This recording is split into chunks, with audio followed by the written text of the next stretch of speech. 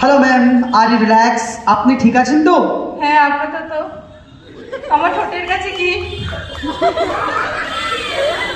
না, ঠোঁটের কাছে কিছু নয়, গলায় একটা গলার হার পরিয়েছি, একটা মালা। হ্যাঁ, আর মালাটা আপনি দেখতে পাচ্ছেন না, দর্শক ঠিক দেখতে পাচ্ছে, তার জন্য তালি দিচ্ছে যে এই মালাটা কত মূল্যবান। যাই হোক, কোনো অসুবিধা হচ্ছে না তো? না গলার মধ্যে কোনো পেন হচ্ছে না তো? না না না। গুড।